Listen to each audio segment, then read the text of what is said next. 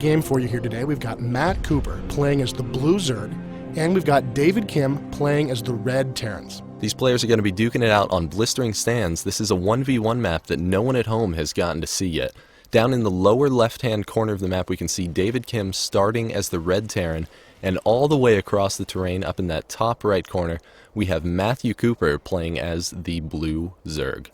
Yeah, so this map has a lot of special features on it that will really affect the course of gameplay, and there's a lot of new mechanics that are original and new to StarCraft 2 on this map. Now, coming down from the Zerg base, there's this narrow ramp here that players can use to defend their base. And from this ramp, you move into the first, what we call the natural expansion. This is a place where the Zerg player could easily create a new base and harvest some additional resources. There's a very small choke here the Zerg player can use to defend his base. And as we move out across the map, we'll see there's other opportunities for both players to expand. There's these rocks that are guarding this expansion. You need to destroy these rocks with weapon fire in order to get access to these yellow crystals, which are worth a lot more than the blue crystals that are in the players' bases. There's also these Xel'Naga watchtowers, which players can capture with a single unit that gives them vision over a wide area of the map. These are very, very key to understanding what's going on the map and to be able to scout your enemy's movements before he moves to engage you. And like any good StarCraft map, it's mirrored on all sides. So you can see there's another rock up there with some more yellow crystals, and over here there's an expansion for the Terrans, a small choke point that leads back up into the Terran base. David Kim's throwing down his first barracks as he sends that first SCV out to try to scout Matthew Cooper's base. Yeah, and that SCV is going to move past there. He's going to see that Overlord flying overhead, so he knows the other player's playing as the Zerg at this point, and he's going to be able to move in and see what he can see inside the Zerg base. This first scout is very, very important. But here comes a drone moving down, trying to create a fast expansion.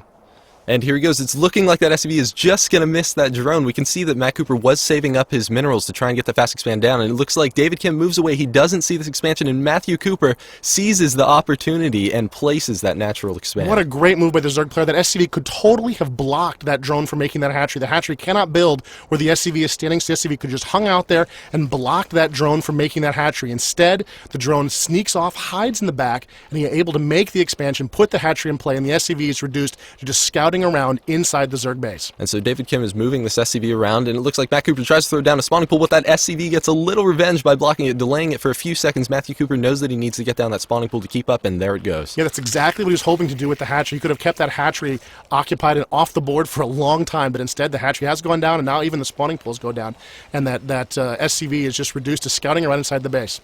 And now David Kim's base, he's just building like usual, and back over at that natural expansion, David Kim is not giving up on harassing this natural. And there goes a bunker. What a great move by the Terran players, putting a bunker into position there. And you can see the drone is attacking the bunker, trying to attack the SCV to make sure that bunker doesn't go into position. If the Terran player can get any troops into that bunker, it could be a real problem for the Zerg player. Now, the Zerg player is not discouraged by this move. He's moving out an extra drone to give it just a little bit back up. He wants that hatchery to finish. It is imperative to his strategy to get that fast expand. And here comes the Terrans trying to reinforce that bunker. He's got another SCV, and his first Marine is moving across the map, trying to get to that bunker in time so he can really use that bunker to tear apart that hatchery and just cause all kinds of problems for the Zerg player. Like we can see that Matt Cooper's spawning pool just finished up, and there we can see 4 Zerglings being built. He's going to need those Zerglings to take down that bunker. Now you can see in the upper left-hand corner there, we've got our new overlays that show us what's going on the map. And you can see there are 4 Zerglings currently in production right now, and a Queen, which could be instrumental in protecting this Zerg base from this very aggressive move by the Terran player. And Matthew Cooper is going for Banelings as well. We saw him put down that extractor a little bit earlier. He now has some gas. He's getting those Banelings started. They deal absolutely enormous damage to ground units. And there, the one Marine has gotten into the bunker, and the bunker is being repaired by the SCV, and the Terran presses on. The creep is expanding around the bunker, but it's not going to be enough to really stop this bunker from doing a lot of damage. The Zergling, 4 Zerglings is not enough to take down that bunker, so especially with the SCVs in the area. So he's going to back away and move to a position here where he can block any additional reinforcements from moving to engage against this bunker. He doesn't want any more Terran forces to get in here and help this bunker out. And you can see those Zerglings are dancing back and forth on the left-hand side of your screen while the Queen dances around looking for an opportunity to come in and strike at this bunker. And here's some Zerglings moving in. Oh, not quite liking the look of that. They need more reinforcements than that. Moving away to a chance where they can move everything in to attack the bunker. Now Matt Cooper's moving in with everything all at once. Right as his spine crawler is just about to finish up, he's going to lay down too much fire on that bunker for those SCVs to handle. It's looking like a relatively large loss for David Kim. Yeah, he's taken out that Marine, and he's taken out that bunker, and it looks like the the Terran's hopes of sort of an early victory against this expansion have been dashed.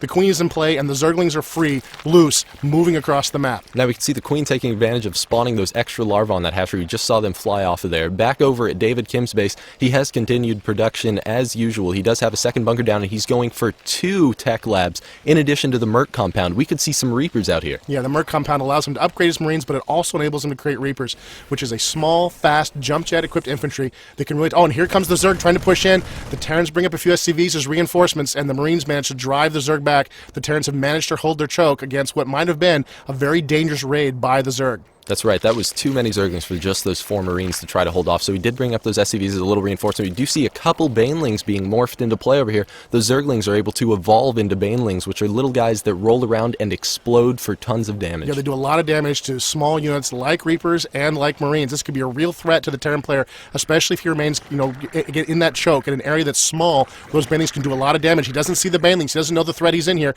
He's just dancing out, trying to push the Zerg back, and the Zerg are backing away a little bit, trying to get the Terrans to draw away so they can really use those Banelings and Zergling to just tear them to pieces. Now he's trying to keep all these units occupied while his Banelings get into position. Here he goes. It's looking like he's moving in, going to try to use those Banelings to deal some terrible damage on that Terran player. Oh, and he manages to avoid the SCV. What a great move by the Zerg player. He's moving in. He's trying to find the perfect spot, and there he takes out a couple of Marines. What a great move.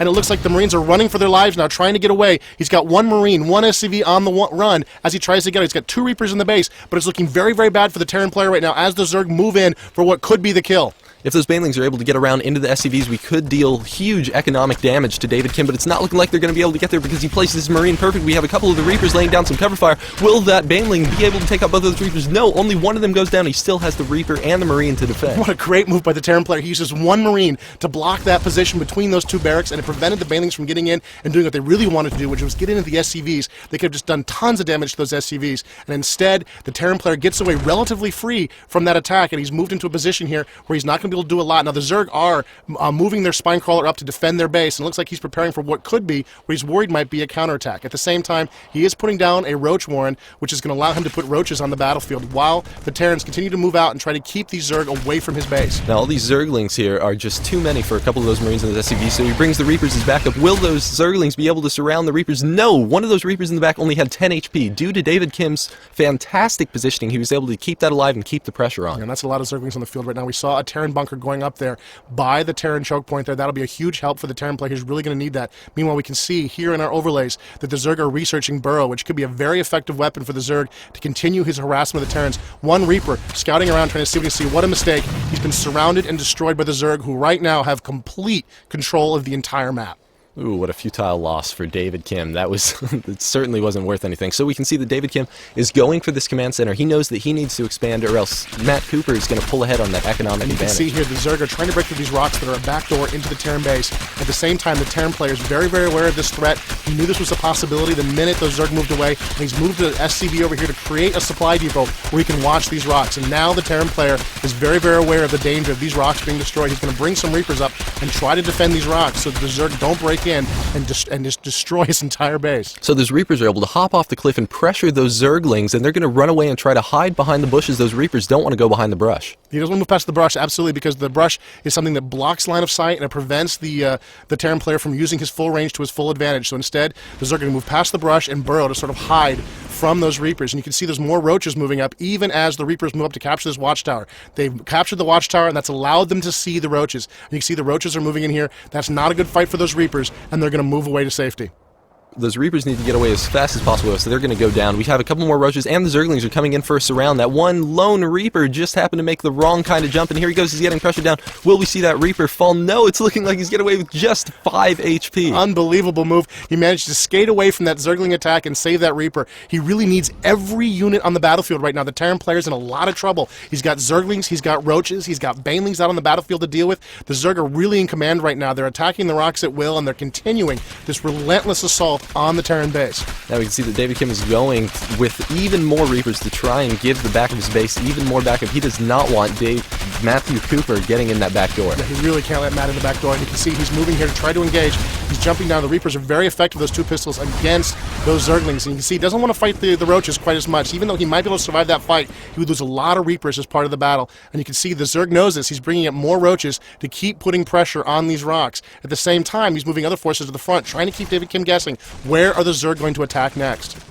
That's right, Matt Cooper is now able to pressure both the back and the front at the same time. We can see a bunch of Banelings getting morphed into play. Will they be able to finish in time? We have a bunch of those Reapers trying to go around and destroy that Roach threat, but it's not looking like it's going to happen. Will we see the Banelings finish? We're probably going to see some D8 charges thrown down. Oh, there they are. Here come a bunch of Banelings. Those D8 charges. Oh, terrible, terrible damage on both sides. You can see the Zerg lost almost all of their forces to those D8 charges, to those proximity mines thrown down by the Reapers. At the same time, the Banelings swept in and just took out a huge number of the Terran Marines. You can see the Zerg are trying to press their advantage here and get in, but they don't have a lot of forces left. The Marines have managed to reinforce that bunker, and now the Zerg are just not really able to be very effective with what they have in the field. They got a couple of Roaches. The Marines are dancing around and making them work for it. Looks like a Marauder just came into play. That's going to be the end of that Roach right there, but there is still 1 Roach loose on the battlefield, and you can see it's gotten into the back here, and it's attacking that Marine, and now it's free to attack these SCVs. Here comes a Baneling trying to do some damage, and it does some damage to those SCVs. Not enough to take them all out, but still enough to hurt them very, very badly, and allow this Roach to get a lot of free kills on these SCVs. Now, fortunately enough, Matt Cooper does have burrow research, so he's able to burrow that Roach while it very quickly regenerates its HP. That's going to enable it to recharge and still maintain just as big of a threat as it was in the first place. Yeah, he's got this Commando Roach here in the back of the Terran base, just